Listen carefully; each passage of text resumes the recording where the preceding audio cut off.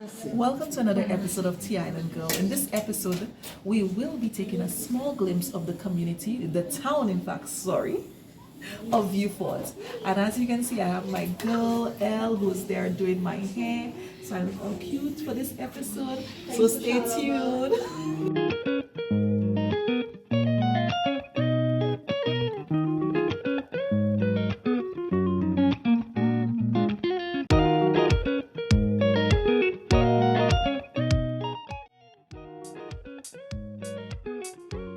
Welcome to Vieux Fort. Okay, so I'll start the tour at Independence Square.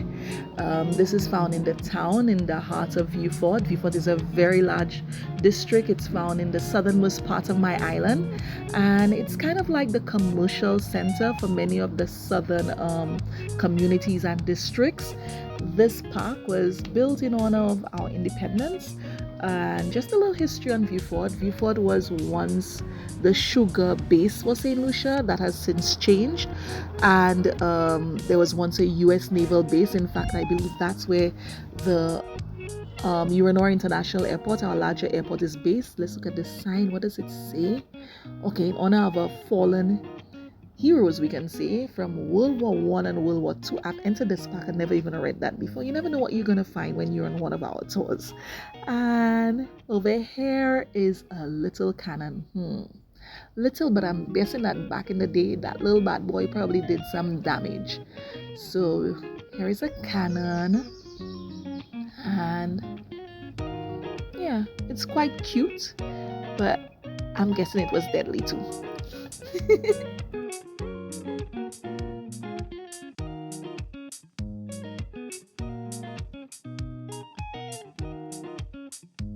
Before I get into the reflection, I will take you to see a little bit more of the town, just some glimpses of it. Right here is the Anglican Church. It's located right on Clark Street. That's the main street in Vieux Fort.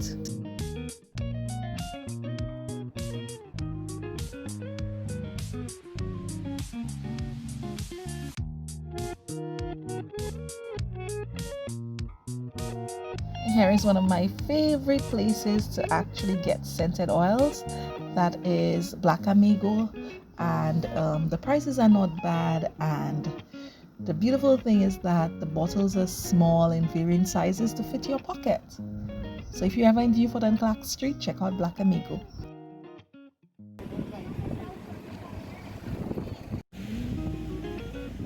Oh, it's a rainy day. Let's see if I can.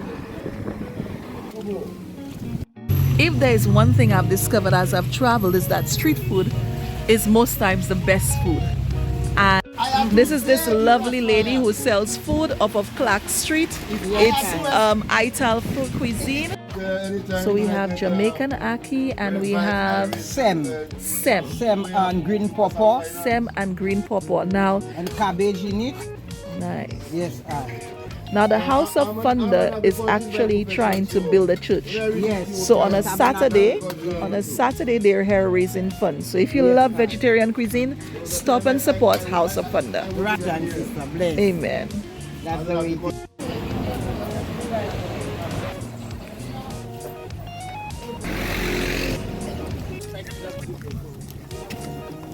I love the shoe. Too.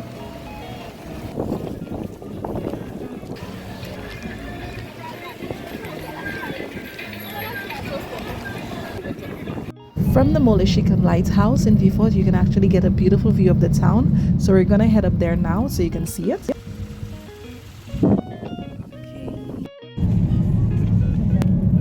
When you're ready, baby.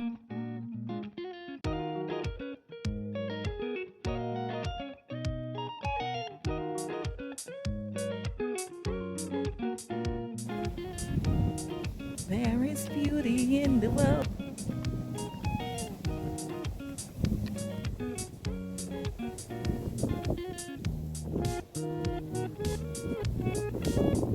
Maria Islet is over to my right, and you can see the airport at a distance, the town. I mean, this person with this home has just an amazing view.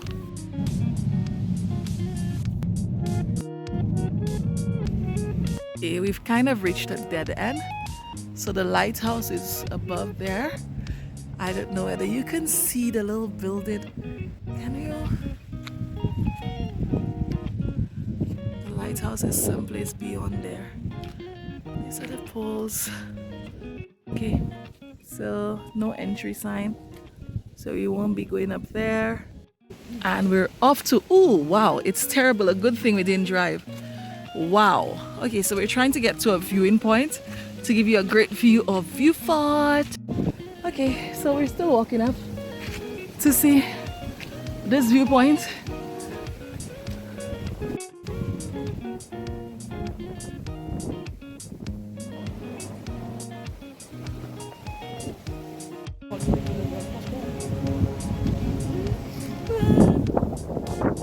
And the lighthouse is at a distance. Okay, it seems we're not the only one who did not get the memo that today the view would not be so great. As with everything in life, there is the unexpected. So I hope that I was going to be able to show you an amazing view.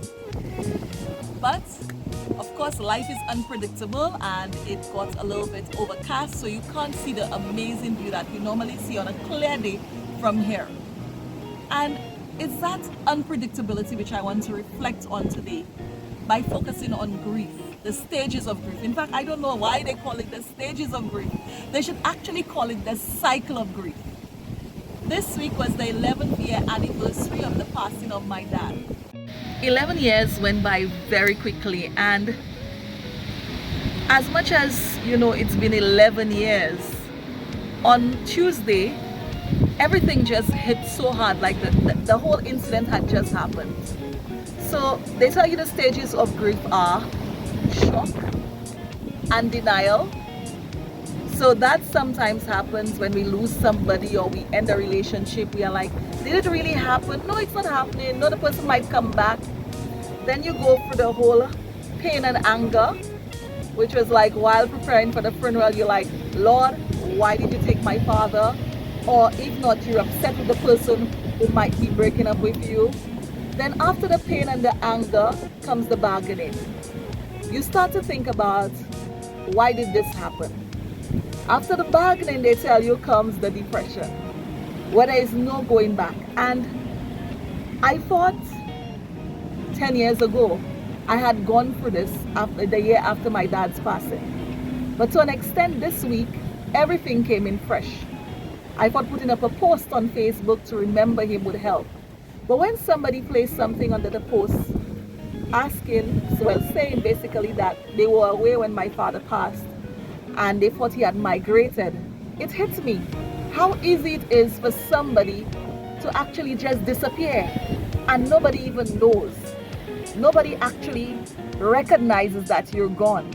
So it was like, while the person wrote this kind of like a comfort, their own way of sending out their greetings to the family, it just brought everything back fresh.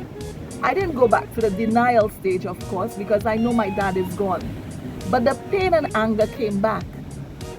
And then I thought, okay, tell you what, you have to get past this. I'm trying to go back to the final stage, which is acceptance again. But the next day, a sibling of mine calls and we're having a conversation. And there comes the depression. I wonder why they even call it stages. It's almost like a cycle or some madness that you go through. But you know, one thing that has helped me is just reminding myself that ultimately we are all pilgrims on a journey. That we come into this life just passing through. And whatever time we have to make the best of it. So sometimes heartbreak comes. We have to still find the silver lining in all of it.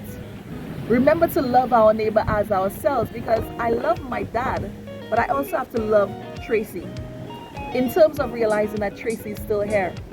And as such, I have to cope and find a way to reach the acceptance stage again, so that I can be happy, so that I can show that self-love, that acceptance. So I guess, in effect, coming to Vieux Fort, again, this weather, little things can trigger you back into that stage of grieving.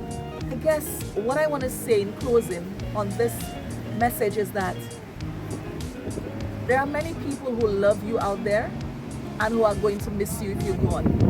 And if you are missing somebody right now, remember that love starts first with you. How you treat yourself.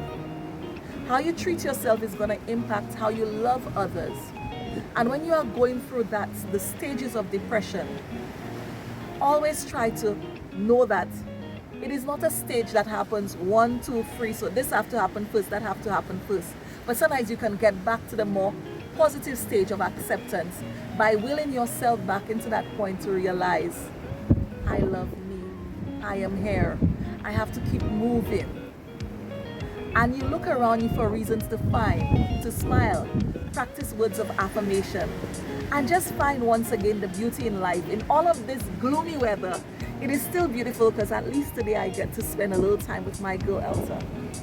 And see this other side of Vieux Fort, which I wish I could show you a little bit more of, but of course now it's drizzling.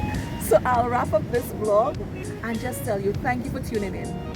Keep loving yourself and each other. But more importantly, just remember, life happens, situation happens. Always try to find the silver lining.